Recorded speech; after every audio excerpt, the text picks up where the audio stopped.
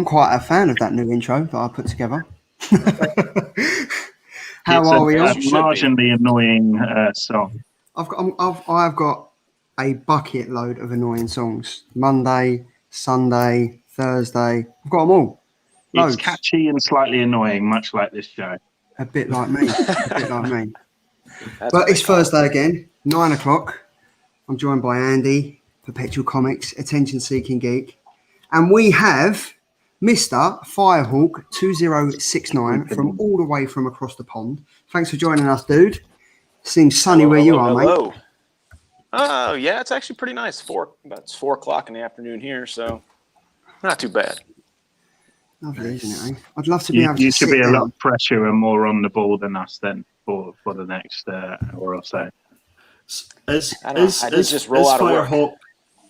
I've got a question. Is Firehawk Mr. Comic Community? I'm just going to throw that out there. Wow.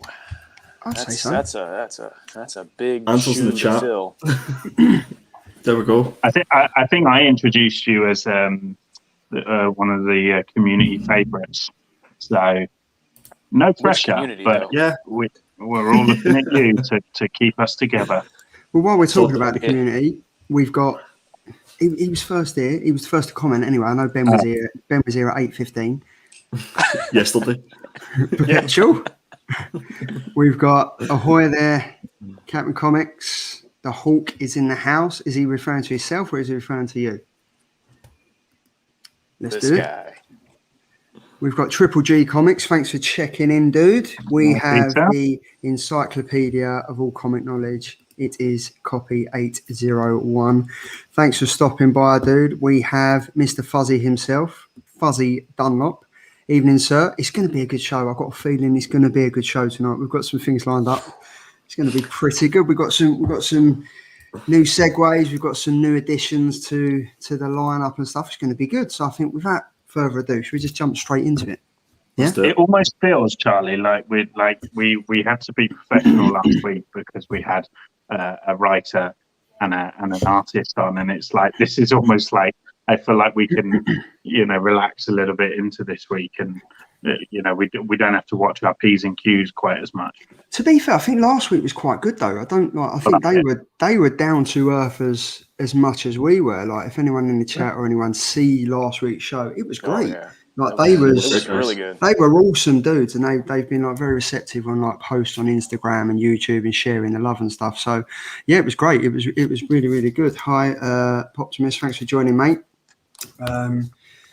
Before we get into it, has anyone jumped on the Carnage hype train and sold some comics on eBay or bought some comics on eBay? Andy, I'm looking at you, sir. Let's go. I haven't. I bought one comic, and it was the Cult of Carnage. You know, the one where the stained glass window is in the background, and apparently that's the homage to the movie, or the movie's the homage to it. I guess that's the Scan Sharuswan cover, isn't it? If you say so. Put your teeth back in there, Charles. Say it again 10 times. Scan Sharuswan. Here we go. Oh, it's like Monday afternoon at 12 o'clock all over again. This is beautiful. There we go. But I haven't sold any. But if anybody would like a high Heimlich maneuver. Quality, I haven't even been drinking yet. A high quality copy of ASM 361. Slide into my DMs. There we go. That is the sexual chat for nice tonight. The thing is, I want a copy. I just don't want to be mugged off, and I know you're so Andy. Yeah. If there's anybody that I'm going to mug off, Benjamin, it's Muggins himself. Yeah, I know, but I do want a copy. Muggins. Although it's interesting that you say there's a homage in the film, homage to the. It's nice that there's some kind of homage in that godforsaken trailer. Absolutely. I guess, I'm not over it. Okay, I'm still angry. Absolutely. We should probably have like you're not missing much when you see Donny Cates's sort of run and how like good that was, and then you see Venom making breakfast for Eddie at the start. Mm-hmm. Neither. I think it's throughout, like everyone's saying it was an awful trailer. That was horrific. I just realised that Venom sounds like Louis Armstrong. I was going to say, "What a wonderful world." I mean, it is a bit. I mean, like Tom Hardy as Venom, kind of. It went both ways, didn't it? If you, like, it went for all the people that weren't really into comics. It was like, oh my god, Tom Hardy's playing a superhero once again. And then on the flip side of it, I only really enjoyed the trailer because of the Easter eggs that kept popping up in it. I found them more interesting than the actual trailer and the story. But then there's nothing to look forward to in the film Easter egg wise now. I feel, if you're dropping them all over the shop like a bloody Easter bunny, then there's nothing in the film now for us to, the Stan Lee's out the way. There's the Daily Bugle thing out the way. It's like, what else can there be? We've got the Scream thing. Everything's kind of... Yeah, Scream. Yeah, and even Toxin. Toxin, yeah. Toxin. Yeah. Oh, She-Venom. Are we going to have some She-Venom coming up? That's what I want to know. Well, she appeared briefly. Spoiler warning. If you haven't seen the first Venom, then why the hell are you watching a comic book show on a Thursday night? Do you know what I mean? Wait, there's a Venom movie? She appears briefly in that first film. I wouldn't want to see her back. Too late. I wouldn't want to see her back because that just did not work for me in the first film either. To be honest. I think they've got to do something, didn't they? It has to. I mean, look, there's so many people. Mints, I haven't heard that saying for years. And the first movie was awful, and this looks worse. Oof. There we go. That guy. It's cold. No, It's cold. he knows. He does. He really does know. And I think let's get straight into it. So, Ben, you're going to be up first, mate. Your comic of the week, it was posted over on Instagram earlier. Your comic of the week is Star Wars number 13. I think there was 8 covers out for it this week. We had the main cover by Rain Burrito and Carlo Paglian. We had the Carlo Paglian Crimson variant. There was the Christopher action figure variant. It's my favourite character, that action figure as well. So that looks like me. That's a good. That'll be a good cosplay for you, Ben, for sure. Is he one of the characters who stood next to when George Lucas cameoed? George Lucas has like a cameo, doesn't he? Looks like one of the they're almost like kind of exaggerated versions of politicians, and the British Parliament really isn't too far away. To be fair, there's quite a few of these Christopher action figure variants out, and they all seem to be for like Star Wars. There was that one. Marvel has the action figure ones. Is that a different artist then? No, it's the same artist. Same guy. It's the same. Okay. Yeah, it's the same guy. Then we have obviously the Mike Mayhew variant A, B, and C. That's nice. He did the fantastic ones. They were featured on your show the other week, wasn't they, Ben? Where they it was for the other Star Wars comic, the homage that he done. Yeah, so that was for the War of the Bounty Hunters Alpha, and that was the New Mutants tribute. And Mike Mayhew is back for this one. I imagine he's going to probably do variants for pretty much all of this story arc, which is very exciting because, I mean, B is absolutely beautiful there. C, for me, I'd rather have the lights turned on. C for me looks like it's been really badly photoshopped onto a green screen. Yeah. I don't know why you'd want that. The other one. Hey, Francesca. Trade dress on B. Take the characters off the bottom and put that trade dress on B. I think that would look really good. Yeah, that'd be nice. Yeah. We've got a few more people that have joined. We've got Francesca Fantini, obviously the fantastic artist from Stake 1, 2, and 3. Issue 3 came out today. It came out yesterday, so that's great. We've got Mr. Hydra Collectibles himself. Hello, mate. He's very much loving the thrift store finds now that everything's back open. He's out there finding the bargains and letting us all know what he's found. We've got NH5316. Thank you for joining. And we have everyone's favourite snack. It's the comic burrito. What's up, dude? Thanks for joining, man. Thank you very much. And that was the covers this week. And then I think there was 2 more. We've got the Chris Sprouse Emperor Strikes Back variant and the Terry and Rachel Dodson variant. So I like a bit of Terry Dodson. I was going to call it the Dodsons variant, but that kind of sounds like some corny 80s TV show. It's like the Jetsons, but better. The Dodsons, it was. I mean, there was 8 covers out this week, Ben. Did the story live up to the covers? Well, I don't know whether it lived up to the, having eight covers. I've talked about it before, but it might be a bit excessive on the variant front. But anyway, I thought it was good. I think I particularly benefited from reading War of the Bounty Hunters Alpha issue 1. I would highly recommend, if you have not read Star Wars 13 yet, reading Alpha issue 1 before you read 13, because the two, and I didn't realize this going into it, but the two literally, like, it's almost like someone leaves a scene. There you go, Firehawk modeling it superbly there. If you like your models, scary. But yeah, it's almost like one character leaves and another one kind of enters and stuff. So, but for me, that is really exciting because it kind of, and I honestly think this is kind of what like a lot of the big events in Marvel have missed and crossovers and stuff like that, is that it's that feeling of kind of a story going on in a worldly kind of, in a, across the world sort of thing, and it all bleeds into each other and kind of overlaps and stuff like that. And it's exciting for me because it almost, this War of the Bounty Hunters, after just 2 issues, I feel like I'm in the middle of a new film, a new chapter within the kind of Star Wars mythology. And that for me as a diehard fan is just like really, really exciting.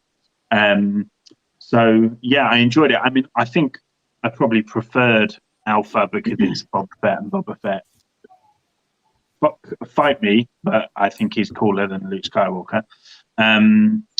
But it's nice. It's nice to see, and I know they've done it a lot in these Star Wars books, but it's nice to kind of see that transition of like Luke, Empire Strikes Back, still a bit wet behind the ears, like look, I've lost my hand. And then coming back for Return of the Jedi, and obviously that like badass kind of entrance into Jabba's palace and stuff. So it's really nice to see that fleshed out, and we're starting to see a lot more of that. It has everything that you kind of want, from Star Wars as well, in terms of like an ensemble piece. So 3PO does 3PO perfectly in this book. And that was one thing I think Alpha got really right as well. The way they wrote Boba Fett, it really felt like Boba Fett. And in this book, it really felt like 3PO, the way they wrote, because he basically kind of translates for the Wookiees in the story. And he's as annoying as he usually is. Don't forget the jizz music. I just read the last 2 lines of that. But yeah, so I really enjoyed it. It just it's got me really kind of pumped up for this event, and I almost feel now as well, and I wasn't maybe going into this, but I kind of don't want to miss an issue now of this story, because I think they are all going to bleed into each other and stuff. And we got to see the return of, if anyone is a fan of the Solo film, we got to see the return of Sagwa. Is it? Was there only one of them, Ben? Only one of them? You said a Solo film. Sorry, that was just a really bad joke. I need to get this tumbleweed thing, don't I? I need to get Andy, that I honestly think if we ran this show together alone, things would be different. But yeah, no, we got the return of Sagwa. So again, it's like extended universe, and it's all kind of bleeding into each other, and even a little thing like dumb things, but like there's like a kiosk lady who works at the gambling kind of joint, and she is the same species as like Jabba's palace singer. Just like dumb stuff. Like I love stuff like that in the comics where it all feels kind of interconnected, and yeah. So I'm as a fan, I think I'm biased. In fact, I definitely know I'm biased, and I loved it. If you're not a fan of Star Wars, I don't know. Are you guys? I know Andy is. I know Charlie. You kind of dip in Yeah, I do like the Star dip Wars. in, dip out. I like the franchises, I like the films and stuff. But I haven't jumped into this comic because I didn't really get onto the rest of them. Like I didn't really read, so I didn't know if this was. Can you just jump straight in from 2 issues before this one, or can you just? I would jump in at Alpha, issue 1. Mm-hmm. If you know the films, then all you need to know is it's after Empire Strikes Back or whatever, Solo's in Carbonite, and that's kind of all you need to know. So, but yeah, don't jump in this one without reading Alpha. Okay. Yeah, it's between what Empire Strikes Back and Return of the Jedi. It's in between those 2 movies is this whole War of the Bounty Hunter arc. So yeah, I knew you were reading this one, so I picked it up and I was like, well, you might as well get the first one too. And I read them both, and I actually enjoyed them. I've never read a Star Wars comic before, never collected Star Wars. I've watched all the movies, but but these comics were pretty good actually. Good read. I'll probably stick with it just to stick with this arc at least. Did you just go at the Star Wars movies? He's not coming back. Some are better than others, but it's no Venom. That's a good thing. I mean, like, let's be honest. They have been putting out quite a lot of Star Wars. There's so many. There's so many, and it's kind of like, are they all going to kind of come into one? You've got War of the Bounty Hunters, you've got Alpha, you've got Dr. Aphra. There's so many of them floating around, and it's kind of like, if you're new to reading Star Wars comics, you're like, well, I really don't know where to start. No, that's true. I think this War of the Bounty Hunters sort of run is going to be really interconnected, as Ben has said there. I think the difference will be is that this is going to be like the King in Black of Star Wars, but it will lead up to the next TV show, which is going to be Boba Fett. So I think if you're going to start off and you're going to get into any Star Wars run, try this out, as I say, from the previous comic, get into this one and try and get all the comics that have that War of the Bounty Hunters over the top of it, because I think it will lead up nicely to whenever that show starts. But I pick up all the Christopher action figure variants, so that's my kind of a go-to. But yeah, I think there's at least 9 or 10 Star Wars books on my pull list at the minute, so it's kind of a never ending. Are you able to buy them figures, Andy? Do you know? You can buy those. Most figures, will exist, because that'd be great. Like I just see it as like a shelf in your house, because I know you collect your figures as well. But with them comics and the figure behind it, like in front of it, that'd be great. Yeah, I think there's at least maybe 70, 80. I'm sure somebody will correct me. Action figure variants for specifically Star Wars, and that's not including the ones that are like special online sales that JTC does. So yeah. But yeah, I think that's it. I mean, everyone knew that I hated the King in Black stupid tagline thing in the corner that was just basically copy and paste. This Star Wars one, I don't actually mind too much, to be fair. I think it's because they've made it. Really? I'm the opposite. I actually don't like it because there's a lot of books in the other titles that we've mentioned that have that plastered on the top, and it just looks silly. And that's why I always go for the action figure variant, because as you see, that doesn't have it. But yeah, I'm kind of the opposite. I kind of don't like it. I think it's kind of just forced on there, and you don't need it on to pick up a Star Wars book. You're going to buy it just because it's Star Wars, not because it's part of the War of the Bounty Hunter series. But if we go to this comic, like I know Hydra, if he's still here, I know he's very much like sometimes he wants a comic book to look like a comic book, which is you get all these variants and you get like the trade variants and you get the virgins as well. With something like this, I would much rather have this. To be fair, most of them I seem to go towards the trade version because one, it looks like a comic, and two, it looks great with the artwork.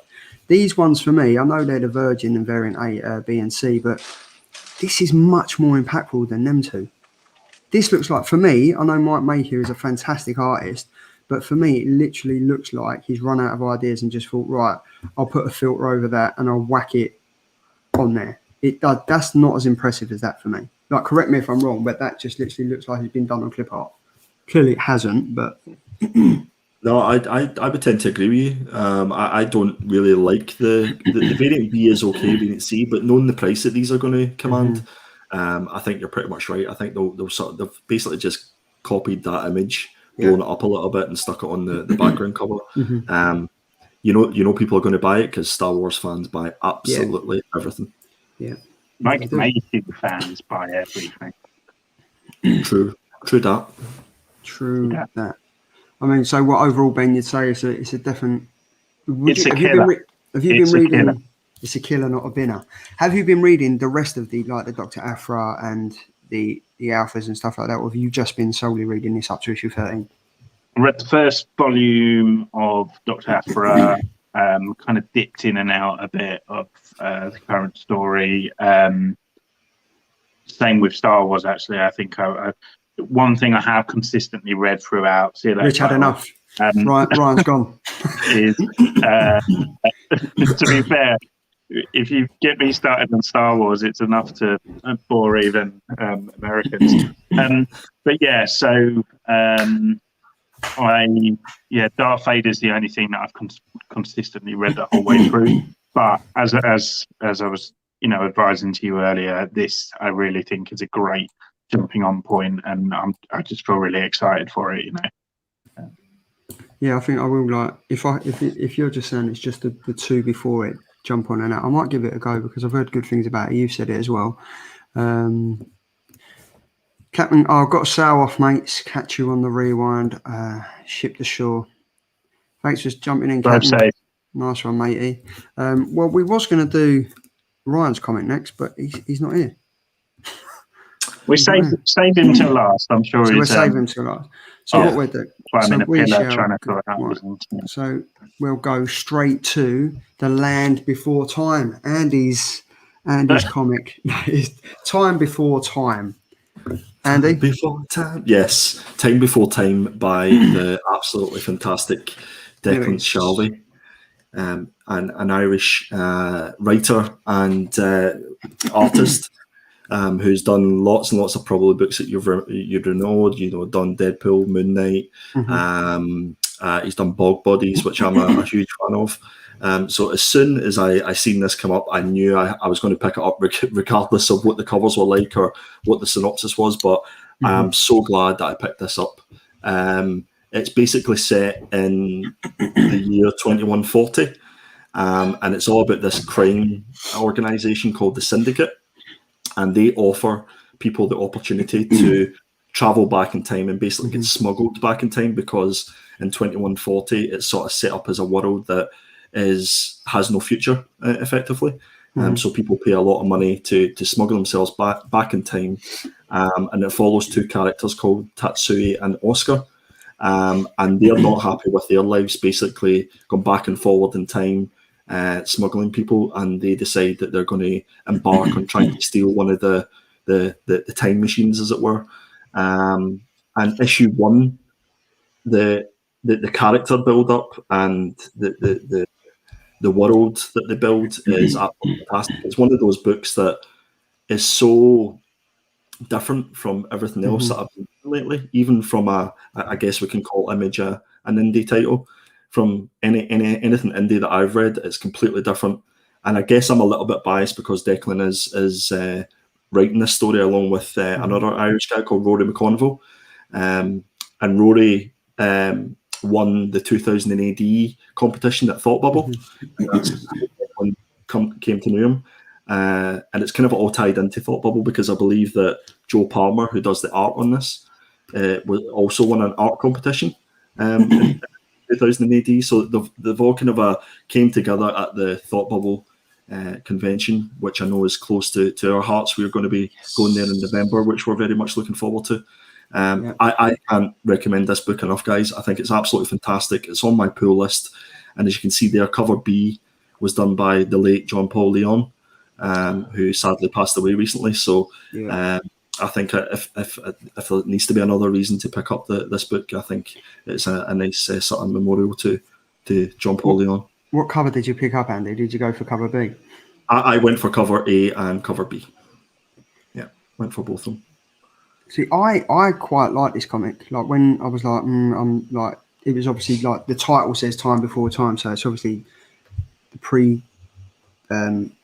precognition, thinking about it. It kind of got me thinking about like Minority Report, how like they they want to stop the crimes happening, and it's not time travel as such. But this was really interesting for me, to be fair. Like the way the ending, didn't really see that happening. I actually picked up the main cover because that kind of told a story for me more. I like the first cover than I do the second and the third. Obviously, if you read the comic, and I don't want to give away too much, in the third one, that's kind of, it looks like he's getting out of a massive tumble dryer, but that is actually the time machine. Issue number. The only reason I didn't pick up a cover B was because it kind of gives away a bit of the story. Yeah, I guess. I guess you probably don't know that when you're picking it up. I guess. I think all these covers are fantastic, and it's specifically the one in 25. Whenever you've read the story, because you appreciate it a lot more. Yeah. I think anybody who likes Saga will really like this book, and I know there's a lot of Saga fans out there, but as I say, the artwork was it's one of those ones. Actually, when I was reading it, I don't know if you gave this a go this week, but I sort of thought of Ben whenever I was looking at the artwork, because I know Ben kind of likes his polished artwork. And this has a kind of a rough element to it. It's not what you would traditionally see in like a Marvel superhero book, but for me, it completely fit the story perfectly. And the colours matched it perfectly as well. It set the scene for like 2140, and then it went away back in time, and you could tell it was going back in time just because of the muted colours that they used. So yeah, this was a complete 10 out of 10 for me. Color. I'm waiting for mine to get here. How funny is it that they think that we're all still going to be alive in 2140? Imagine.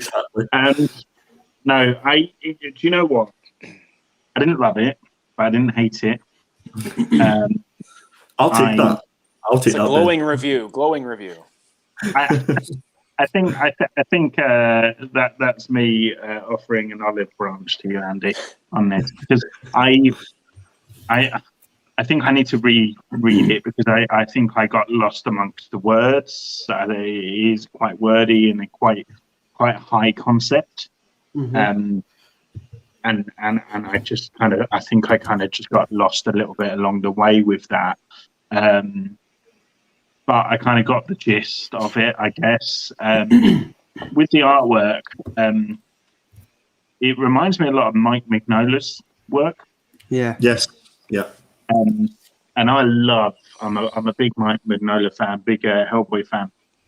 And the good thing about Mignola's work on Hellboy is it's always like creatures and abstract kind of monsters and stuff. And the problem with that artwork on this book is you're not actually seeing that, and I don't know how much it kind of suits just people, because that's kind of all this is. But I completely agree with you, Andy. The colours in this are absolutely sublime, and you kind of get a feel for it a bit there on cover B. But just really beautiful use of like lighting, and kind of really sets the mood and gives you that future feeling. Or not even future, like even what was clever about it is that when it did kind of go back to whenever, that it changed, the colouring kind of changed to suit whatever era that was in, and so I didn't really like it. I think well, I can't wait to read it now. Thanks, Ben. Have you not read it yet? Not yet. I'm waiting. I think I have a cover B coming in the mail. Okay. I have a online LCS and a local LCS. So, do you know what I would say, Rich? Though, is that the fact that it's called Time Before Time, it doesn't get weighed down too much with all of the time travel stuff. There's mystery there. There's drama. It's an intricate story that is unique. And as Andy said, you probably ain't going to read anything like that that's come out recently, or as we've got coming up. It is a great story. It's an intricate read. It is quite wordy, and sometimes I'm moving over to like more of this, like the finer line work and the dark and the gritty images and stuff. But it is an interesting read. It is a really, really good story, and you kind of find yourself reading the page and thinking, well, I want this, how's this going to progress? And there's one quite touching part in it where you're like, wow, this has totally come out of left field. And it's quite touching. You think, oh, wow, I didn't really expect that was going to happen. And it does. And then the way it moves on, it is a good story. Definitely worth picking up. I think for me in a week of quite a lot of tapped. It was a palate cleanser, and it was one of the few books that drew me in this week. I think a lot of people might have some misconceptions about this book just from the cover and the title. I would say give it a go. It's certainly a book that I'll be picking up the second issue. I've got it on my subs list now. I thought one of the most interesting things about it, and it's something that I've not really seen in any other books that I've looked at specifically this year, but if you notice some of the panels, the way that they were drawn, it was almost like you were looking at it through one of those sort of fisheye lenses. So it was kind of, it was coming out at you from the middle, and it almost looked as if you were looking at it from a robot's perspective, which kind of ties in with that sort of future theme. So I don't know if we're going to see something where it's like one of the characters is maybe not human, and you're seeing all this happening through the robot's eyes. I don't know. Maybe that's me just thinking a little bit too deep on this, but that'd be mad if that's the case. That'd be pretty groundbreaking, really. Yeah, Declan, if you're watching and you've not read, if you've not written that last issue, you know what I am. There you go. But no, but would you say this is a killer or a binner? I'd say killer. 100% killer. And if you haven't picked it up, please go pick it up and give it a go. I don't think you'll regret it. I'm going to say it's a binner, but it's a bargain binner where you're like, oh, okay, yeah. Oh, actually, it's all right, I guess. I would say, if you consider some of the stuff that we've read this year and some of the stuff that we've looked at, I think there's a fine line between bargain bin and like binner. the next book. It's no better Ray Bill. That's true. Right, That's true. I still haven't read issue number 2. I need to get around that because Ben, I swear down, if issue number 2 is shocking, I don't know. I'm going to send you some goodies in the post, I reckon. some good comics, maybe. Some good comics. So, Rich, on hearing that, would you say this is for you? Because obviously you haven't read it. Would you say this is a potential killer or binner? It sounds really good. I'm definitely gonna when it gets here, I'm reading it right away. I'm pretty excited to read about it. Andy had talked about it before, and he hasn't been wrong yet. So I'll go with his. I'll go with him. I'm not sure about that, but No, I think he's pretty accurate. Yep. So yes, right. So definitely, guys in the chat, if you haven't picked it up already, make sure you do. The John Paul Leone cover is pretty special. My favourite was cover A, but after reading it, you'll find out what the 1 in 25 incentive is all about. It's a great comic. That's Image not this a week. washing machine. Not at all. Before Ryan was swiftly taken away from us and then appeared magically back on our screens, we was going to do your comic, which was X-Corp issue number 1. So there was 5 issues. There was 5 covers out this week. We had the main cover by David Adger. We had the fantastic Scotty Young variant. I've just realised I've spelled his name wrong. It's with a K, not a C. We've got the Todd Nulch headshot variant. We have the 1 in 25 Otto Schmidt variant cover. Schmidt. And we've got the 1 in 10 design variant cover. What one did you pick up, Rich? It was just A, just boring old A, because I really wasn't sure what I was getting into, and well, I got to say it was a little bit of a letdown for me to read it. I'm a big X-Men fan. This was more, it's kind of written as a corporate manual almost, like it's more of them. I haven't read a lot of the newer stuff. I guess they're doing some kind of drug. They make drugs on Krakoa, and they ship them out, and they're selling them and trying to do all kinds of stuff like that. And it's all just these corporate. So it's Angel and Penance. They're like the head of the corp, and they are trying to find some other board members. I kind of wish I didn't read it. A little ashamed. I can't even like blow it up. I didn't really like any parts of it. There was a lot of just monotonous tone to it. It had like a real flat tone the whole way through. Just business. Nothing really happened. I'm just going to go bin right now. Just bin it. I'm getting ready to throw it out myself. So this was a waste of $4.99, was it? This was a waste of $5. It was. It really was. It just had nothing happen, and I don't really see much going on from it. There was I don't know, it's just too corporate for me, I guess. It wasn't fun. It wasn't a good read. It wasn't really interesting. Nothing grabbed me. What was the artwork like? Was the artwork good? Was the coloring any good? Was there any positives? I'll give it that. The coloring was good. The art, it's not what I'm used to. I used to like, the old X-Men, the 90s X-Men. So I kind of want that to come back. The Jim Lee stuff or the John Byrne. I like that style. Style of X-Men, that superhero style is what I call it. Now in my indie books, I like some different stuff, which obviously indie books are killing it with everything. Writing, just quality of the book. It's just killer. But this one is a little better than Marvel's been getting out. Like not really. The cover is. I thought it was a little thicker when I first read it, but no, the cover is just page. It's a page. And this was what, $5 was it? Yeah, $5 I paid for that. I mean, like the artwork is, just kind of. It's there. And the colors are all right. Colors aren't too bad. But yeah, I had to say I was not impressed. It was very let down, but I wasn't really that hyped about it either. I just wanted to find something to read because, like I said, my LCS here isn't very big. And it's like, I got to find something new, And this was, okay, it's X. That's got to be something good. It's a number 1. Let's try it out. It'll be the last one I get. Let's put it to you that way. Ben, I know I haven't got into like the X-Men and stuff. I can't see myself getting into it, and there's so much around it. There's so many stories and stuff. Like there's so many floating around. I know Tom from Not Quite Mint is constantly saying it's like reading an encyclopedia of trying to find out who the characters are, what they're up to on Krakoa and stuff. And you just lose yourself in like a minefield of trying to find out what the story's about before actually reading the story. So I kind of totally swerved this. Ben, I know you're an X-Men fan. I know you love the X-Men. Did you read this? I am indeed. I did.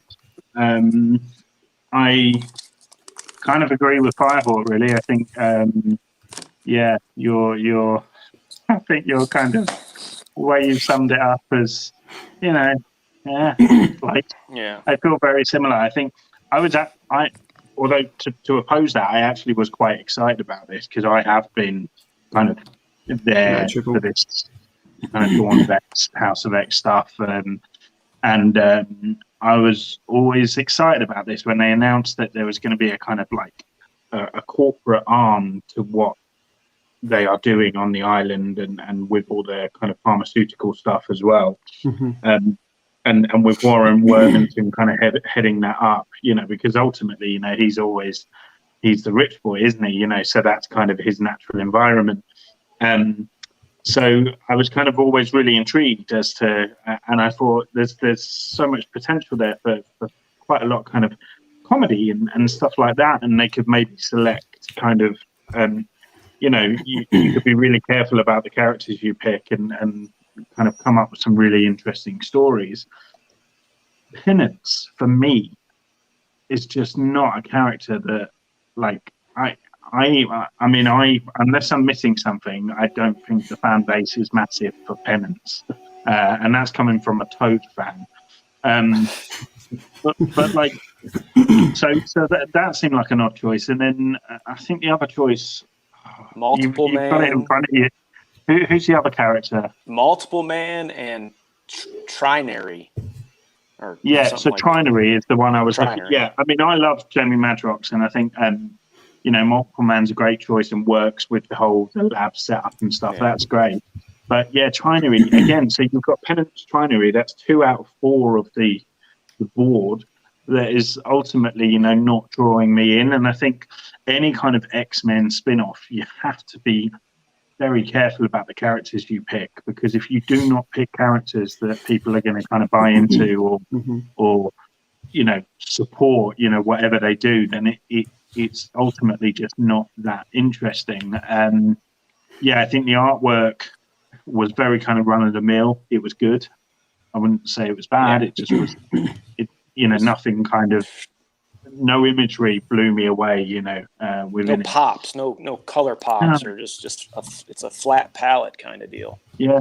The thing with Angel as well, you can have so much fun visually with Angel, you know, and the fact that he's kind of wearing that like white suit and stuff, you could have done all sorts there, and yeah, I just feel like it's it's a winner. I'm afraid I don't think I'm there for the second issue. No, that was it for me. I threw it on the ground already. I'm letting my dog chew it up or step on it or something. I mean, I wouldn't have gone that far because you can sell it, don't you know? I don't think I'd even want to sell it to somebody. Maybe someone you don't give like. it away. Yes. So can I ask a question, Ben? If this is going in the bin, this surely can't be going in the same bin that my book is going into. That there's absolutely no way that you're putting it in the bin. Your binner was a top it doesn't bin. I wouldn't pay full price, but I'd be pleasantly surprised when I only pay, £1 or whatever. Whereas this is if it was it's in the same bin, but I'm disappointed that even £1 I paid. Does that make sense? No. No. I didn't read this book, and I'm kind of glad that I didn't read this book. You should be. I know there's lots of X-Men fans and the old X-Men, the new X-Men. I'm sorry, but I just can't get into it. And by the sounds of it, it's just going to take too much of my time to try and understand what's going on, and it's just not worth it when I could be reading good books. Yeah, there was a lot of. I mean, I guess you'd had to read all the X-Men leading up to this. All the that ain't gonna happen, man. Hickman and all that. And Teenie Howard stuff, which is the writer, and I guess she does really well on. I think she writes X-Force or something. Yeah, New Mutants. Yeah, she writes another expert. And those get pretty good reviews and stuff. And I don't know. I guess this one maybe they just wanted to do more of a business, just straight to the point. Let's serious kind of book maybe to kind of merge between the fun stuff, the fighting, and then you have this. You live. See, my big thing with X-Men is there's so many float. It's kind of like Star Wars. Like if you kind of don't start at the right moment, you kind of missed it before. Like they've got like 3 comics coming out every single week, different issues. With X-Men, I'm not even going near it. Absolutely not even going. Like I can't you have be doing to stay that. with all of them. It's crazy. Nice one, Comic Burrito. Thanks very much, mate. Yeah, I mean it is X-Corp ain't happening. I'm not going nowhere near it. Yeah, there's a few nice covers. So this is basically, in a nutshell, it is the Breaking Bad version of X-Men. No.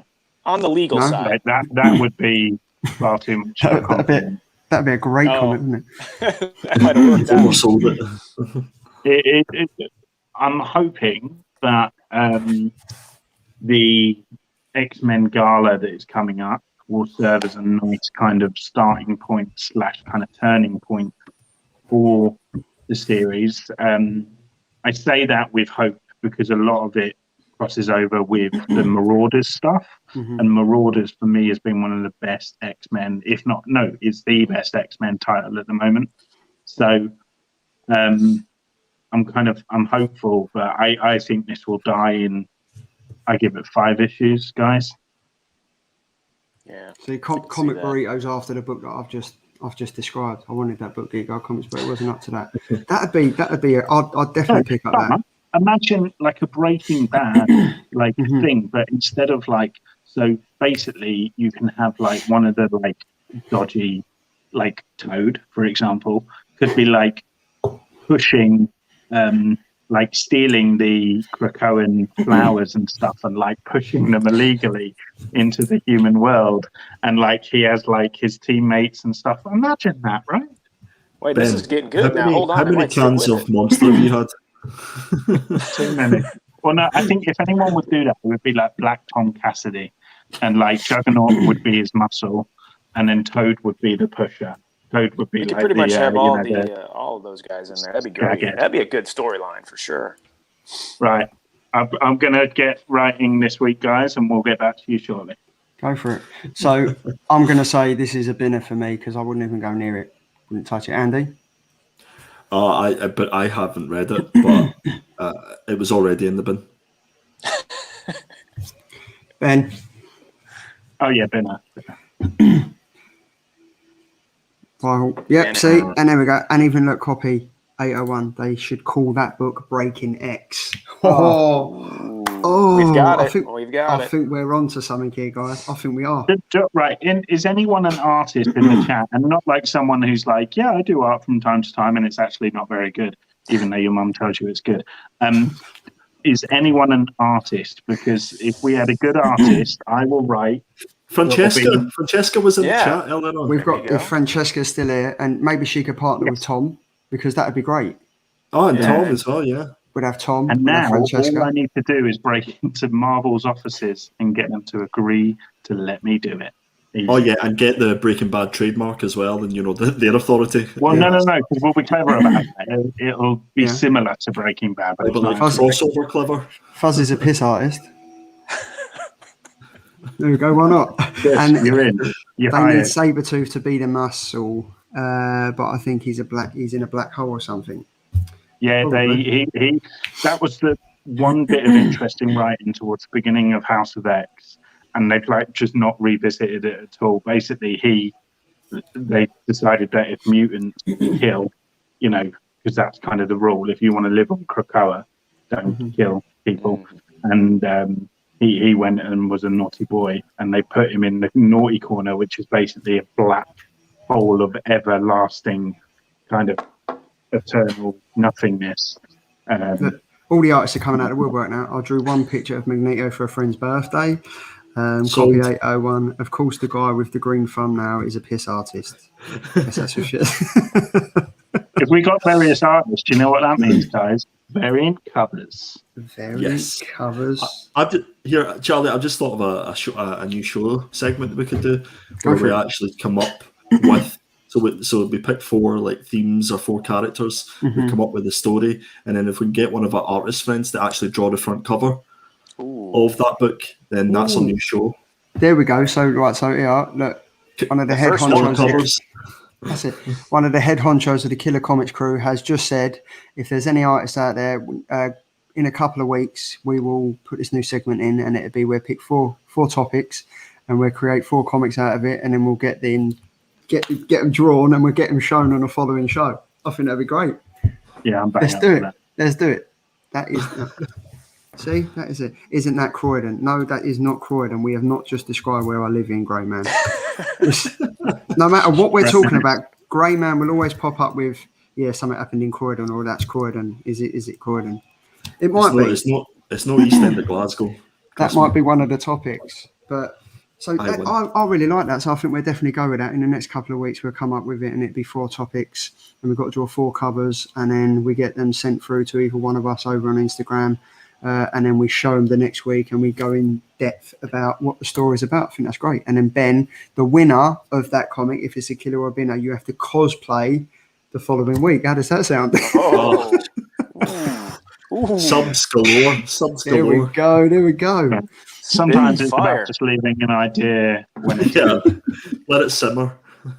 Let it simmer, and then give it a toss, and then we get it out and we see what it's like. So yes, Ben, I see your face. That is. So moving swiftly on, we shall now go on to, let's go on. What was we doing now? Yeah, that was it. Here we go. We're going to my comic, which was the Joker. There was 7 covers out this week, I think. There was the main cover by Gillian March. Neil Adams was on the variant cover. He did one for the previous issue as well. We've got the fantastic Joker card. This is my favourite cover, the David Finch variant. We have the 1 in 25 Riccardo Federici variant, and we have the Gary Frank variant as well.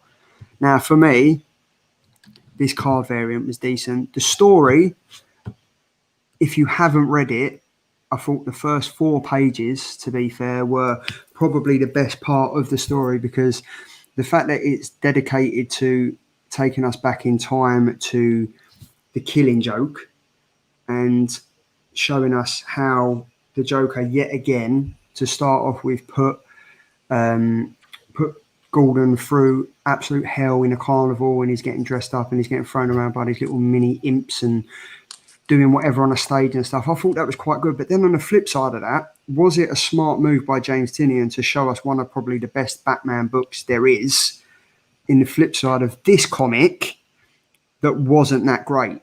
I kind of think he shot himself in the foot there, because he's showing us what has been done, one of the best comics of all times, all the scenes, the artwork, the writing, the Killing Joke is definitely up there, one of the best comics ever for me.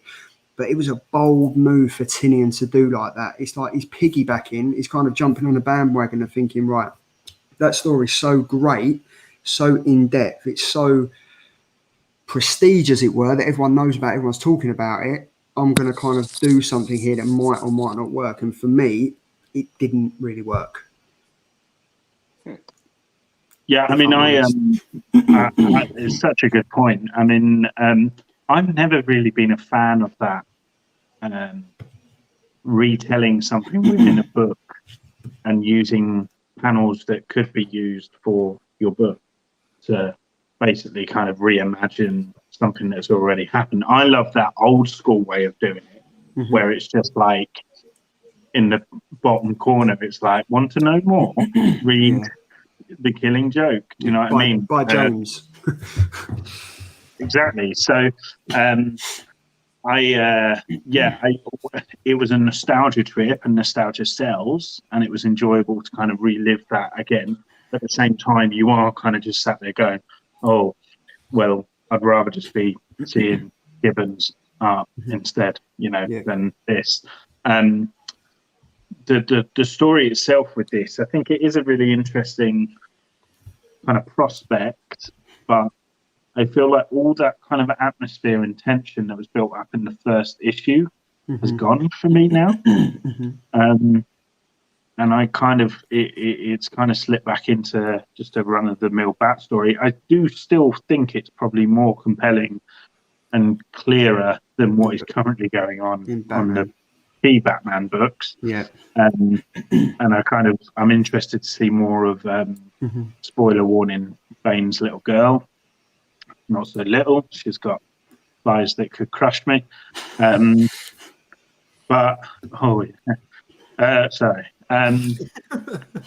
But yeah, so I don't know. I mean, it's the next issue for me, I think, is a big turning point because it needs to have a real kind of like, oh wow, and then like, this is okay, I'm here now for the whole story, because I do feel like it's lost a little bit of its since that first issue. And yeah, it's a gimmick. It's a good thing what you said though, because obviously the first issue was like so full of violence and chaos and everything. You're kind of getting yourself in like Jim Gordon's mindset and everything. But this now is turning into like a intriguing psychological suspense novel that I mean, let's be honest, like the other titles that James Tinian's been working on, like Something Is Killing the Children, that's a Nice House on the Lake, I think it's called. That looks like it's going to be a good comic, and it looks like Tinian's known for being like a master of like building suspense and kind of getting you with that on, especially in Something Is Killing the Children. But with Batman, it's like he lost it after Joker War. It built up really good towards Joker War, and then it kind of fell flat. And I think this comic in the first issue it was doing that, and now it's gone back to being flat again. It's still a better read than Batman at the moment, but I still think it fell flat. I think flat is a really good way to describe this. Also, filler is one of my favourite terms as well. This is filler alert. We need like a siren to get a new one. To be fair, though, I think this is probably the filler comic issue of the year thus far for me. So we could probably, I know we don't do spoilers, and there wasn't a lot to spoil in this issue. So you've got Flashback, Flight, Met the Joker. There's those three things that happened in the 20 or 32 pages that this was. And I don't get it. It was I can't understand why anybody would pick this book up, other than for the fantastic covers and the great artwork. Because this story isn't something that you would. This can't be enjoyable, even if you were a Joker fan, even if you were a Batman fan. This was just boring. I think it is March's artwork that is the saving grace of this. I mean, it's a bumper book. It's quite a hefty book. I mean, you're looking at $6 for this, which is I think around $4.50 over here. So, and it's going to be a thick page book, and you've obviously got. There we go. Look, I mean, this was the best thing about the book. That particular full page panel was the best thing about the book, and that's one of the most iconic things in the Killing Joke is where he's sitting there, and it just guarantee this will be cover B, or Yeah. this will be the second print or the third print. Yeah. I guarantee it. It has to be. the oracle has spoken. See, but I mean, Comet Burrito said like, "Oh man, I like this book. I like this book, but I think it was because of the artwork more so." Minus the backup story. Exactly. I was just about to get onto that. Punchline's backup story again. I didn't even read it. I didn't read it. I gave up. I was like, can't do it. There's just, I mean, they're doing this at the moment. Like the Batman has got like an issue after it with Robin and leading on to that with Talia al Ghul and stuff like that. And then you got this one doing it again with Punchline. Like I've lost patience with Punchline. I can't be bothered with it. I just don't. I read all 3 of these last night. I picked them up. I was intrigued by it. I'm a new to DC. I've never really read DC. I never read Killing Joke. I want to, but I was like, I'm going to read these, and I thought there was some good build up, like how they was like kind of noir when Gordon was going through all his stuff's real dark, and eerie, and then as soon as Joker pops in, it's like boom, just colors, just you know, he pops off the page. Not saying it was a great story, but it was entertaining. It was tough to get through 3 issues in a row. It kind of drones on a little bit. Yeah. But and the Punchline stories, I just closed the book as soon as I got done with the Joker stories. I didn't even start the first one. I was like, I don't want to get involved with this. I don't even know who the Punchline character is. But this after reading this $6, guys. $6, $5.99. Wow. And I actually. My variant cover was $8. My LCS, a variant cover. We're charging you more for it. What did you pick? What one was it? Was it the Gary Franco? It was the Neil Adams? Oh, see that? See, like for me, this comic is going to be a killer just because of the artwork. Yeah, the artwork is key to this for sure. Yeah, and the color work was really well. The lines looked really good. But after reading the 3rd issue, I got to the end. It was like they're at the end there, and it looked like, is there going to be one more issue? It looked like it was the end, like one more issue, big climax, and then we're done. It just seemed like it built. It built slow at first, and it ramped up, and then now it's going to be done. So I don't know if this is a ongoing title or a 6 to 12 issue. I don't even know anything about it, to be honest with you. But I'm going to read the next issue. Just to Comet Burrito said it's 12 issues. Ooh. I just can't see where they're going to go with it for 12 issues. Yeah, kind of what I was thinking. It just seems like I could see 6. We've all been there. We've all been there. Well, minus the big part. We'll be all right. But it's true. It is true what the Grey Man said. Did all the DC go up in price? Have you noticed that? Like some of their comics, like this, I think last year would have been a $3.99. Now it's gone up to $5.99. This is the same price as the Joker 3 Jokers. 3 Jokers covers, yeah. Yeah, this is the same price.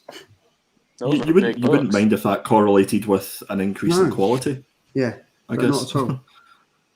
It honestly feels like at this point DC are going out of their way to lose everything. It is much better quality than Marvel's doing right now. I'll tell you that. They have like cardstock covers on all of them, and the pages are real nice and glossy. But it's like you're paying an extra $1 or $1.50 for that backup story. The extra 3-4 pages, whatever it is. Yeah. Just get rid of that and just charge me $4.99. You know? Yeah. Yeah. Do you know what ultimately would have been nice for this as well is a bit of honesty with the marketing. Like, I get it, the Joker sells like Christ. Do you know what I mean? Like, I have him on my arm. But this is a Jim Gordon book, and this should have been called Jim Gordon. So that's all I. Jim Gordon versus the Joker, or Jim Gordon featuring the Joker. Yeah. But I think that's what it is. I was looking at these like, why is there a Punchline story in here? And I just looked at my second cover, and it actually does say also featuring Punchline. None of the other covers I have say anything about Punchline. But then imagine if you were an actual Punchline fan, all 3 of them out there, like you pick up this book for Punchline, and then you get that, which wasn't even Punchline.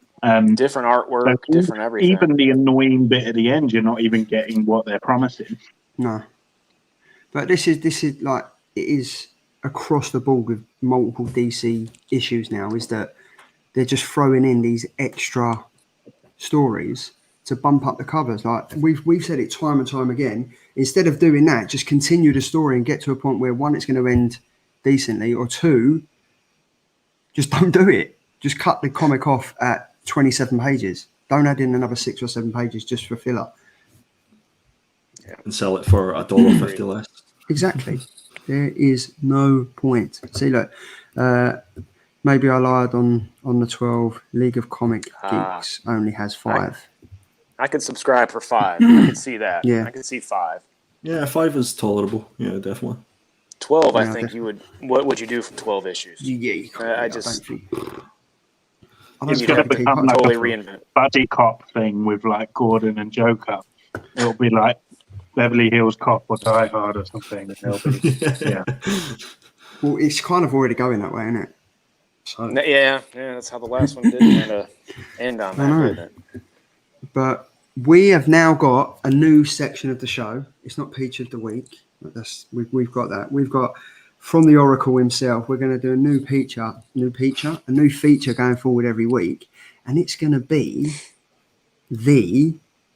how do I get to it? There we go. It's going to be Perpetual Comics' the killer indie picks for new comic book day. It will change every week. This is obviously for next week. So, Andy, the Yes. stage is yours, sir. You tell me when to flick, and I'll. Wait, whoa.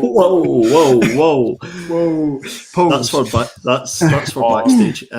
We need some sort of like catchy theme tune. So Charlie, we won't ask you to do it. We'll ask James, comic guy, to do it, shall we? With that killer guitar riff. Yeah, something like that. Yeah. Yes, this is the killer indie picks. So we're trying to like shake things up a little bit here in the good old Geeky Guy Comics channel, the Killer Comics, and we thought that we would bring you some killer indie picks for next week. So let's. There we go. See, there is. Oh God, giving Andy more airtime. We try to limit that on panel points. You It's like he speak his just heard name. a mention of his name and then he just appeared. James, I woke up to 27 missed calls this morning from Andy, so I couldn't. I just gave in, and it seems like we're on to a winner here. So I'm good. That was 27 calls to go with the 27 thumbs down I got on that video. That we Sorry don't talk about about. that. Oh my goodness. But yeah, I'm looking forward to this. Everyone knows that obviously Andy is the indie king. So why wouldn't we bring it over on a Thursday night?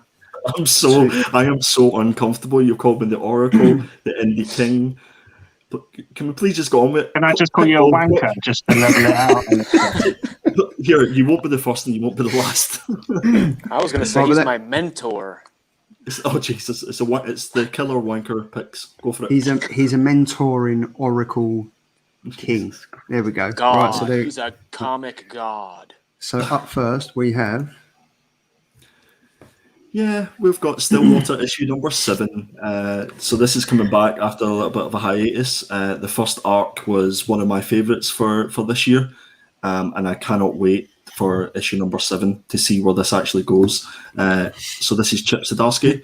I know that myself and Charlie, we've been big fans of this. We've been sort of bigging this up on the show. So this is returning next week. So we were going to do like a sort of final order cut-off section, but because obviously that doesn't sort of finalise until 1 p.m. on a Friday, we decided just to go with next week's picks. So hopefully you'll be able to contact your LCS and pick some books up. So yeah, Stillwater issue number 7 is definitely one to have on your list. And I would say because it's the start of a new arc that you will be able to jump into this fresh. And I would be confident in saying that if you do, that you'll probably go back and try and get the other 6 issues, or maybe go for the trade. I don't know if the trade's already out yet or if it's due to come out, but I'm sure there'll definitely be one. Next up is. I haven't read any of these, so have you not read any? Ben, you need to get into it. I haven't either. Ben, get With on you, it. Ben. You guys definitely. Will you hold my hand, Firehawk? We will go on this journey together. All Oh, that's beautiful. We need a look frame at for that right there. Look at that. Slowly breaststroking through the still water. Jesus. So, Andy, the Stillwater by Zdarsky and Perez, Volume 1, the paperback came out on March 23rd. There we go. Nice. That's Definitely go and pick And that I would up. 100% go and pick it up. If you want a decent, consistent read for 6 issues, this is the comic. Consistently good since issue 1 to where we are now. Definitely, 100%. And I would imagine this is probably going to be my pick of the week for next week. So everybody will hear my dulcet tones reviewing it. So please still tune in next week, even though that's happening. Next issue is Stray Dogs, issue number 4. I got to issue number 2, and I believe issue number 3 is absolutely fantastic. Tony Fleeks is the writer for this, I believe. Yeah. Charlie, you're probably in a better position to big this one up, but I think it's definitely one to pick up, if only for the variant covers. Honestly, I remember when I read number 1, right, and James himself, who is, I've managed to steal 10 minutes away under the guise of changing the filter on the water bottle making machine. But honestly, I read number 1, and for Peach of the Week, James thought it'd be good to just flash up a dog's bum, which each to their own and stuff. But everyone's like, oh, this is like a Disney comic, blah, blah, blah. You're getting into this. This, for me, is great. Issue number 3 came out 4 weeks ago now. So if you haven't read it, I'm going to spoil it anyway. Number 3 really does tug at the heartstrings. Like, it's a proper, like, oh, yeah, the owner, what they call him, has got his dog, takes him behind a tree because he's done wrong and just kills him in front of everyone. And you kind of like, wow, that's heartfelt. You kind of really feel for these puppies. And then it's been it's a mystery story. It is a mystery story. And you kind of feel yourself getting in motion with these dogs and stuff. So I'm 100%. Wow. I'm 100%. I'm I've all got the in. giggles at Phil for these puppies. Yeah. Well, there's a t-shirt that needs to be. Andy was the one who did Peter the Week Doggy Style. I was literally just about to say I'm all in Doggy Style for this one. Wow. Do you know what? It's a great book. This is, believe it or not, I have been reading, and it's such a weird juxtaposition of like Disney-esque kind of innocent, fun, kind of bold, clear kind of artwork mixed with. James is a pussy man himself, apparently. Good. Mixed with a very kind of dark kind of tone and storyline and stuff. But at the same time, it's not gory. No. So don't kind of be put off thinking that you're going to see like, Mickey Mouse's head cut off or whatever. Like it is actually done in a very kind of tasteful way. It's I just think it's a real classy kind of book, and the horror variants alone are enough reason to pick this up. Definitely worth picking up. So I think I'm going to catch up, read issue 3 because it sounds as if it was fantastic, and I'll definitely be reading this one next week, I reckon. Another book that we read, was it last week or the week before? I think it was the week before. So this is issue number 2. Again, Ram V is doing fantastic stuff on this. Definitely a favourite of mine, something that I've got on my pull list, to the extent I've got both covers on my pull list because the artwork is absolutely fantastic. I know a lot of people have had mixed opinions about the first issue. Some people got it, some people didn't. But for me, I think I know, Ben, you were a big fan of this one whenever we read it. Real great surprise. Yeah, I'm there for issue 2. I mean, a real test for me. Like, obviously, we can't buy all the books, guys. Like, don't get on our backs. We read stuff online. Do you know what I mean? Like, so a real test for me is if I read one of these like indie recommendations from Mr. King, Indie Lord, whatever you want to call it. If I read one of those recommendations online, and if you see me buying that book, that is an indication of how much I've enjoyed that book. And I happily purchased the first issue for this, and really excited for the second. Rich, I picked up the David Mack foil Oh cover. yes. Oh yeah, That Nice. it is beautiful, like Mhm. one of the most beautiful covers that's come out in a while. Yeah. Really, yeah, I did read the book. It was pretty heavy. I felt there's a lot Mhm. going on. You got to kind of follow it really well. You can't just kind of skim through it. You really got to read Mhm. every word, see where people are going. I think it's building really steadily up. It's Mhm. gonna have I think it's gonna be a really good read for the duration, however many issues Yeah. indie books go anymore. So yeah, issue 2 is definitely gonna be coming home with me. It's If you actually like the Good Place, or The Office, yeah, that's then true. this is like a mix of the two, I would say. Yeah. Yeah, no, definitely 100%. I think it's going to be a tough week next week to choose our sort of picks of the week. Yeah. These are 3 absolute bangers that are coming out next week. I mean, this is just Um, 3 of them, and then It's lucky we got a guest on the show then, and we don't have to pick one. Yeah, we exactly. Oh, jeez, that's Oh. right. Yeah, I forgot about that. All right, okay. This is a bit Moving- weird. It's a moving waste of time. swiftly on, there we go. Skip. No. Skip, yeah, exactly. Serial issue number 4 is coming out, so this finishes the run. And again, this is another one from Terry Moore that myself and Charlie really enjoyed.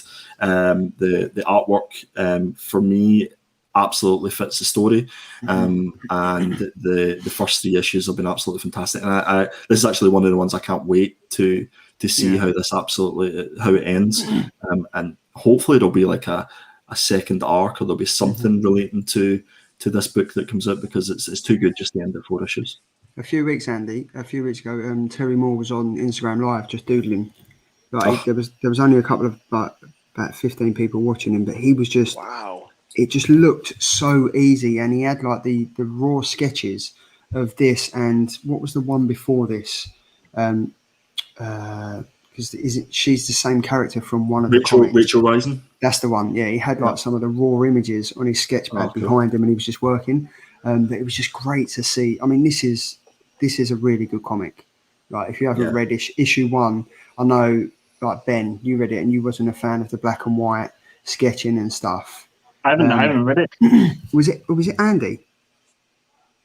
One of us read it, and I really enjoyed it. I think it was me. I didn't think I was going to enjoy the black and white artwork and just getting into it, but I thoroughly enjoyed it. And issue 3 was great. I really enjoyed it. Issue 4 looks to be setting its tone for something else, and then obviously moving on, we have It's Coming On Home to You. Coming on home, exactly. Yeah, just to go back on Zero, that like this is obviously the last issue that's coming out, so maybe we'll just wait until the trade comes out in this one, because I know that issue 1 and 2 are going for high dollar on the eBays, so it may be worth holding off for the trade in this one. But yeah, Home issue number 2 is coming out. Again, another book that we had as pick of the week for Killer Comics whenever issue 1 came out. I thoroughly enjoyed it. It was fantastic. If I remember rightly, we had James and Sean from Panels and Pints on that week. And yeah, I think this is a fantastic story. I think issue 1 was close to what I expected it to be. The artwork was quite a sort of childlike, almost. But again, felt like it fitted the story, and you can't imagine it being any other type of artwork other than this once you've read the story to it. So really looking forward to issue number 2. It touches on some really like close to the heart story, and it's based obviously on true events, as it were. So it definitely resonates whenever you watch it, or sorry, whenever you read it, and then you maybe look back and actually do a bit of Googling as to what actually happened 2 or 3 years ago. It's kind of a heart-wrenching, but yeah, definitely highly recommended for issue 2. Yeah, definitely. Yeah. Next up, Phantom on the Scan. So that's me. My bad. What's that, buddy? I said that's my bad. I put Phantom of the Scan. Phantom. Yeah, I was going to say that's all right. That's all right. Listen, you're not sorry. So Phantom on the Scan is Aftershock Comics, who are absolutely killing it at the minute. And this sort of follows this character called Matthew, and it's whenever a comet has fell to Earth, and after it's fell to Earth, he's sort of haunted by a spirit that gives him sort of psychic abilities, and it's basically following him through that and how he deals with these abilities that he has. But this is only going to issue 2, so you've got an opportunity to catch up if you missed issue 1. Again, it's one of those issues that's quite expensive to purchase on eBay at the minute. So I don't know, have any of you guys been reading this at all? Yeah, picked up issue 1. I thought it was really good. It's building another one that's building something that's going to last. I think a lot of interesting. It's kind of sci-fi, kind of horror. You know, it's got a little bit of all that going on. I think it's going to be very, very good long read if it sticks around. I think it's only 4 or 5 issues as well, so it's not a huge amount of investment into it either. So definitely one to consider. I don't think we've had it as a killer comic no. on the show, so I think that's maybe why the other guys haven't read it. But yeah, definitely one to look out for. I really like the cover's great. Covers are great. Yeah, brilliant. And obviously it's Cullen Bunn as well, which is it's fantastic. Knock it out of the park. Great writer. Yeah, he seems to be everywhere at the minute. It's Mark Torres that does the artwork, does the cover up. Yeah. But 3 comics there that I'm looking forward to reading. Like Home number 2 was good. I might have to jump on Phantom Man on the scan. Number 1. On the scan, not of. On the scan. Phantom of the Scan sounds like one of those like really old DC horror books or something, like Phantom of the Scan. There we go. Look, when we do the four think up, what we're going to do, Phantom of the Scan. There we go. That's a theme for next week. All the week after. There we go. Up next. I'll fly through these ones, guys. So Black Friday issue number 2. This seems to be a long time coming. This one, I think this is maybe delayed. But again, this is I think this is Black Caravan through Scout Comic. Black. Yeah. And again, it's kind of a close to home because it resonates with those typical Black Fridays that we see where everybody's going absolutely crazy in the shops. I think this is only 4 issues. So again, not a lot of investment, but I read issue 1 and I thought it was absolutely fantastic, and I'll definitely be picking up issue 2. Cool. Redshift issue number 1 is a new book out again from Scout Comics that I thought looked quite interesting. The cover kind of intrigued me. They're talking about exploration, and this particular astronaut isn't very good at his job, and it's basically following him. I know I haven't sold this comic, but I would maybe recommend you pick it up and see what issue 1. And then this is just a pure spec. This is Nottingham issue 1 third printing. So issue number 1 first printing, second printing are going for 40-50 quid. Go for the third printing, even if you don't read it. Pick it up, quick flip. I enjoyed issue number 1. Like I had that as one of my killer comics, and it was great. It's wicked. It's like it's the story of Nottingham we wish we got. Yeah, absolutely. But and then I've got the second printing coming, so I'll let you know. Yeah. Yeah, these ones I don't know a huge amount about, but because they were issue 1s, I thought, why the hell not? So Hellbringer's Dawn of the Devil. This is probably as indie as we'll get on the indie picks, because I don't even remember who the publisher is on this one. I don't know if you can see. I can't see that close up, but I can't see it. Yeah. No. If you get, I think this is one you probably had to have ordered on the guy at the back of a van. Yeah, exactly. Yeah, there's and his Xerox printer.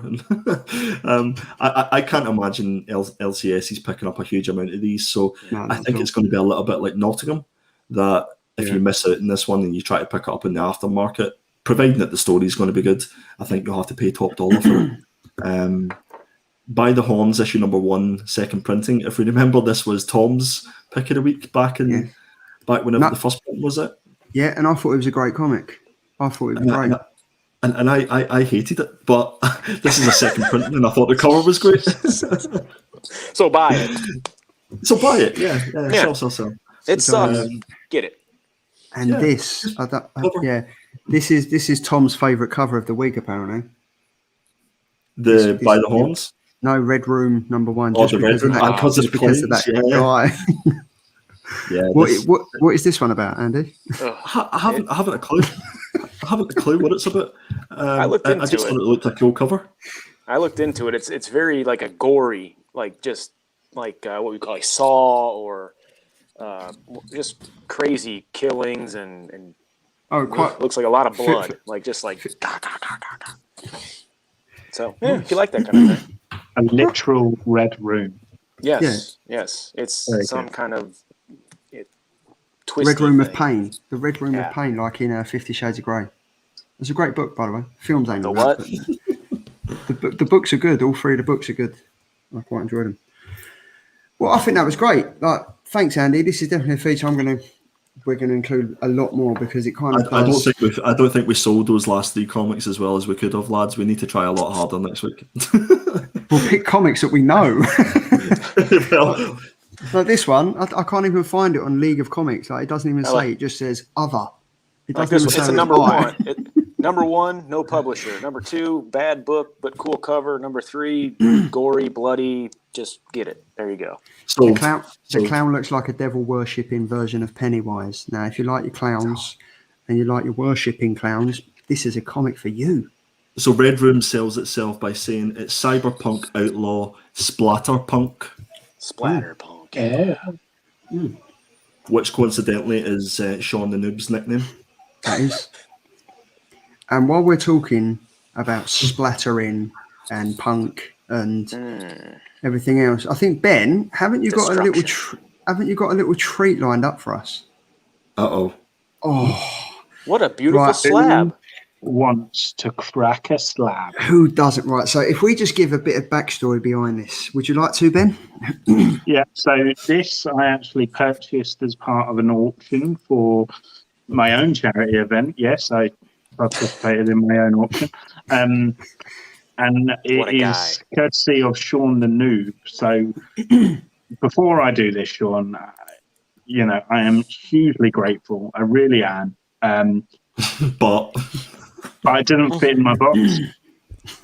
So I don't own any CGC books. I don't know, I know MJ Comics had an hour and 45 minutes of talking about CGC and CBS and DDT and ABCs. I don't care for it. Like, for me, I like to just have the story, the book. I'm not a CGC guy.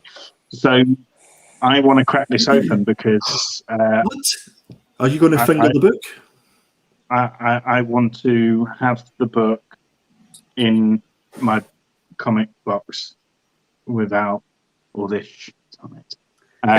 It's a 9.0 as well, and I'm told it's not really a huge loss. If anything, I probably made a loss for purchasing it at £30 originally. 35. Was it 30 or 35?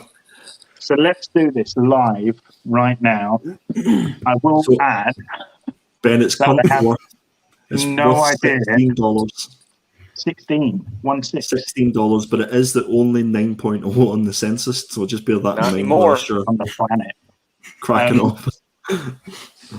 I don't want to ruin the book because I'm a big Chavez America fan, and I really love this book and want this book in my collection. So I'm quite nervous because I don't know how to do this. I've not this is going to be horrific. Just take it.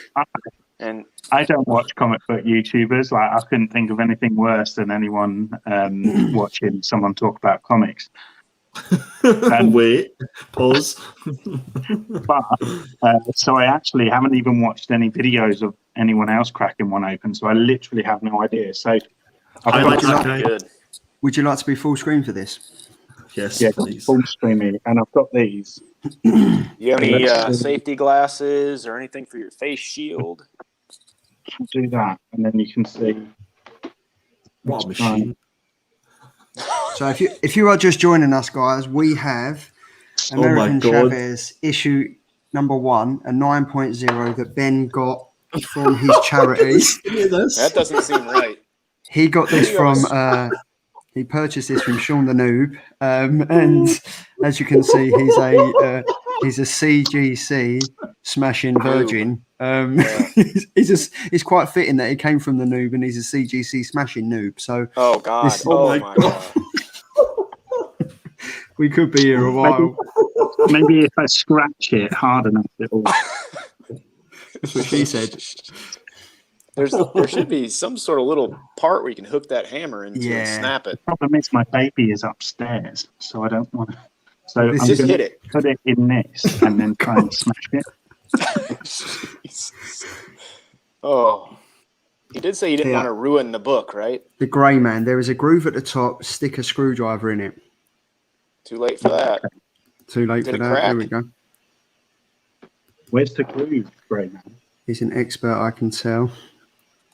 Oh, I think Grey Man was saying, "Get in the groove, Ben." Right, just get in the groove. Feel it. You got to feel it. Oh no, this is Something painful. It's only going to be painful. NH5316. We had some movement. We have had some movement. There we go. I feel like not only are you a CGC noob, but a tool noob also. It's a tool with a tool. What if I just... Yeah. No, oh Twist no. it. You gotta like go twist. everywhere. Ben, have you got your dying declaration? Oh, here goes his fingernails. This is a beautiful advert for CGC. I never thought I would see an unboxing more stressful than my 18-inch Batman one, but this is definitely topping it. Ben, apparently, it's under the tape on the top, I think. Where are NJ Comics when you need them? I thought they would have jumped in for this just to give us some help. NJ Comics are in the room. But they don't crack their slabs, they just whinge about it. Just put it on its side and whack it with a hammer. There we go, Ben. How much for you to headbutt it? One. Not on the... No, not on the senior. Oh, guys, I've found a little groove. And there goes the comic. I can't. Come on. There you go. Smash it. Yeah, I'll give you some more. Quiet as well. I will give you more money to charity if you stop, Ben. Oh. I'm in a genuine predicament now because gently hammer a screwdriver into the scene. Greyman, you need to write an erotic novel. I don't know if I can get into this live, you know. Oh, you're gonna have to. Come on, twist your right and left. Good. Yeah, Twist look, them opposite. Fuzzy's the king. Look, oven 180 for 12 minutes. I'll get it preheated. There's a groove, yeah. Where you are, down the side, there's normally like a little glue groove. You can kind of the glue groove. Yeah. I've seen people do this in like 30 seconds. Oh well, good for them. All I need to do is have that initial crack, and then I can just feel right. How hard do I stroke it? Look at the state bit now. Can I just? You have to open it now. You've done. You've got to do all the hell. We're not going until this is open. I honestly why don't feel like you hammer? Why don't you hammer that onto it to make a little crack? I hear some cracking action, but ooh. What was that? Ben's lost a fingernail. I won't be happy until those pliers end up in his palm. What, wedged? Yeah, just. Oh! I reckon it'd be funnier if you'd done it with a stormtrooper helmet on. Oh, that would have been perfect. Yeah, crack it over your knee. Oh, Jesus.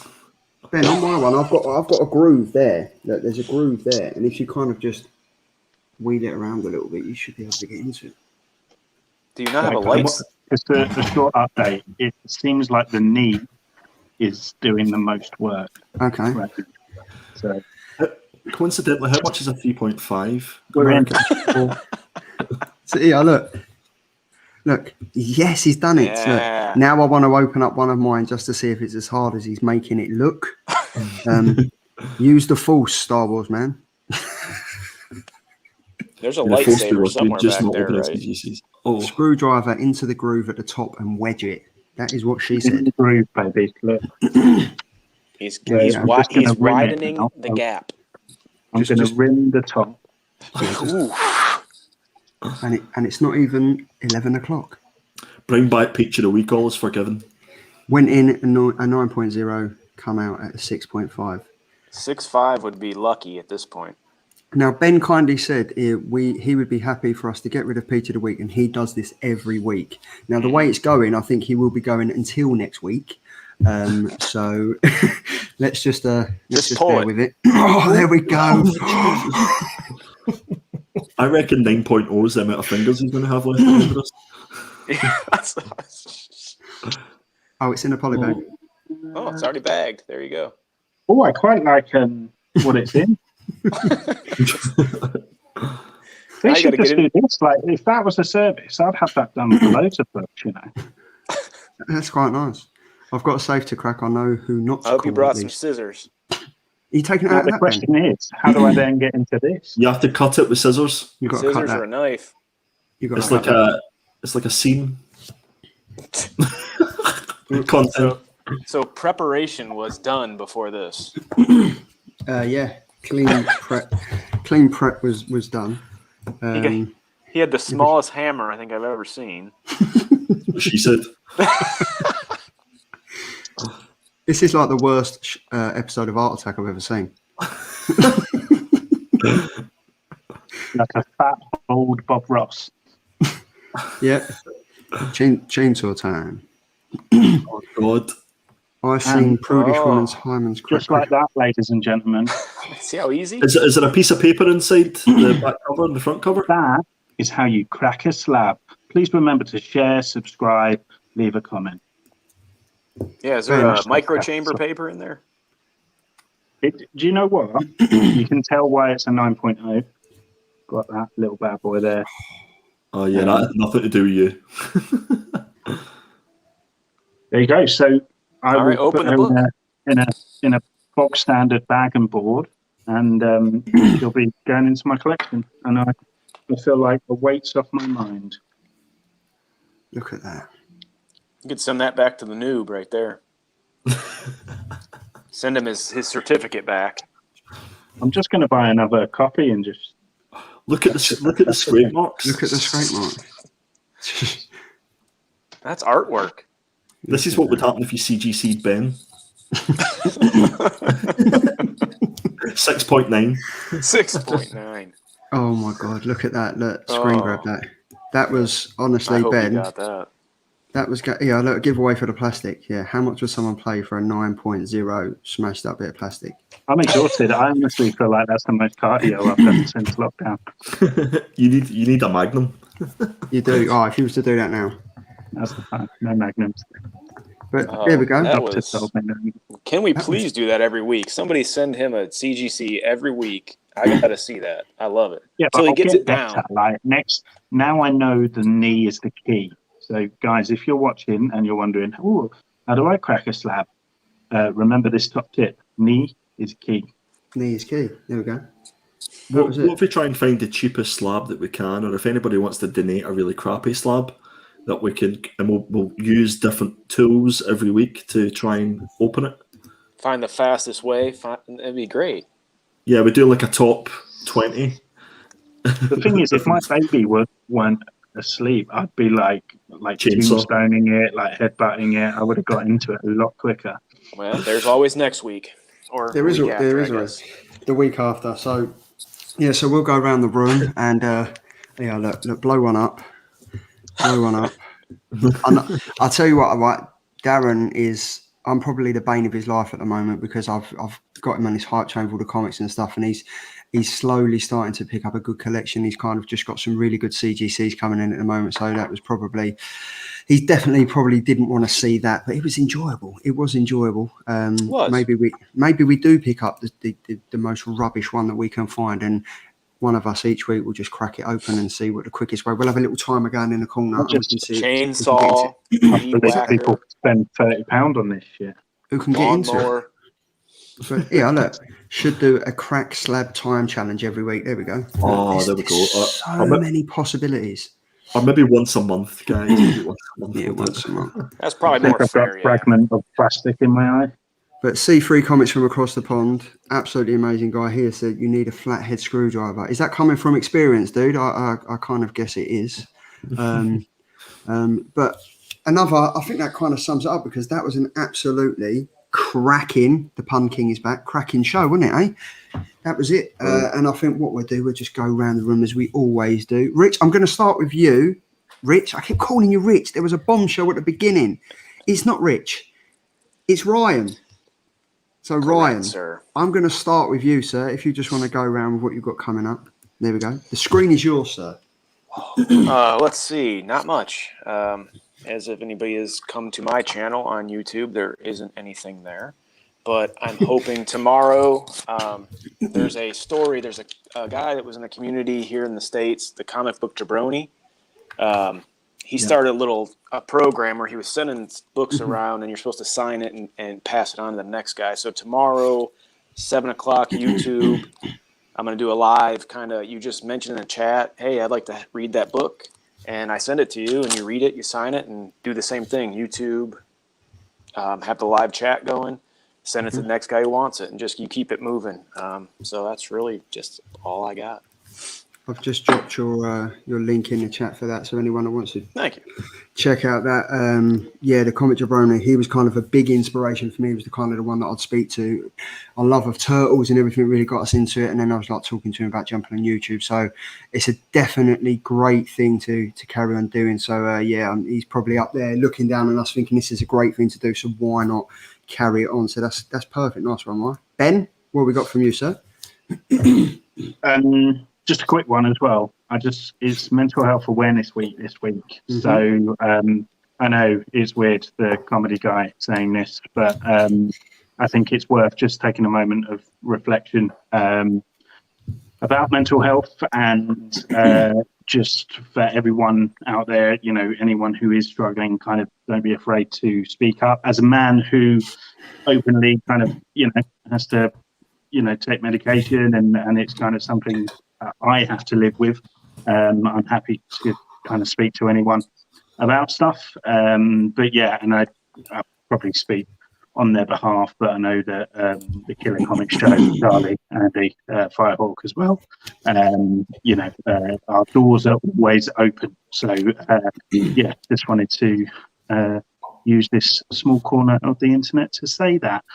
Now, back to the stupid stuff. My channel will have the last ever Crampton's covers on Sunday. But the reason for that being is it will be moved over to feature as part of the Killer Comics show. So not next week, but a week after will be the first Crampton's covers on the Killer Comics show. But you can catch my final little cheeky episode on my channel, and then I'll be moving over to Wednesday nights, where I'm going to be doing a new weekly video called Where It All Started Wednesdays, where I'll be taking a retrospective look at some of the Silver Age first appearance books. So cool. Got to start with Spider-Man. Very cool. Spider-Man. So yeah, that's me. Thanks for listening. Back to Richard and Judy in the studio. Thank you very much for that, Benjamin. Now, Andrew, we have Andy in the sunny Scottish hills, I guess. Via Northern Ireland. Via Northern Ireland. Why not? Why not? What have you got? Geography was never your strong point, Charles. It really was. You can find me at perpetual.comics on Instagram and Perpetual Comics on the YouTubes. My last video I done with my daughter, where we opened up a kids mystery box from Job Lot Comics, who were good enough to send those to us. So go and check that out. And just touching on what Ben had said there with regards to Mental Health Awareness Week, I think every day should be mental health awareness. And just make sure that you look out for each other. And if anybody does need to chat, then I'm sure I can speak for everybody in the panel and say that our DMs are open if you want to have a chat. Mm-hmm. But yeah, thanks to everybody for joining the chat, for watching, and thanks to Ryan for coming on, who is, in my opinion, Mr. Comic Community. He is indeed. But yeah, that's great. Titles. I think it is tossing titles. Why not? I think obviously with the mental health, any one of us will more than happy speak to any time of the day, unless we're sleeping. And yeah, just drop us a message. We're always free. I think the whole thing with each other. Yeah, why not? The whole thing with comics and being locked down, we're all talking anyway, so we should just continue on for the good of mental health, and why not? And like, it's just going from strength to strength with the Killer Comic Show. Like this week, we've done this. Next week, we've got the Monday show at 12 p.m, which goes through every single covers and comics coming out, variants, whatever you guys are into. And then on Thursday, we have Mr. John Boy Mayers himself. He will be joining myself, Andy, Ben, and the long-awaited return from the one and only Tom from Not Quite Mint. So he will be joining us. I'm John out. Boy, yeah, you're out. You're out, mate. See ya. John Boy Mayers will be joining us, and it's going to be great. I think at the moment he is absolutely killing it. If you haven't read Berserker yet, he was lucky enough to do the 1 in 1,000 cover that went for absolutely amazing, incredible money at an auction that he did. I think it went for over tens of thousands of pounds. So yeah, we're going to be talking everything from comics, artwork, banter, laughs. I'm sure we'll share a beer or two, and it's just going to be another fantastic show with an amazing special guest, and it wouldn't be great without sharing it with you guys. So thank you once again for all checking in. Thanks to everyone in the chat. It's been a great show. Thanks for Ben for smashing a CGC slab. It might be something we do every month or every other couple of months. Massive thanks to Firehawk, aka Richard, aka Ryan, for jumping on and joining us, mate. And as always, thanks to the Oracle, the Indie King, the inspiration, Andy from Perpetual Comics. Thanks for joining us, mate. And that's it from us, guys. Have a great week. Have a great weekend. Enjoy reading your comics, and we will see you next week. See you later.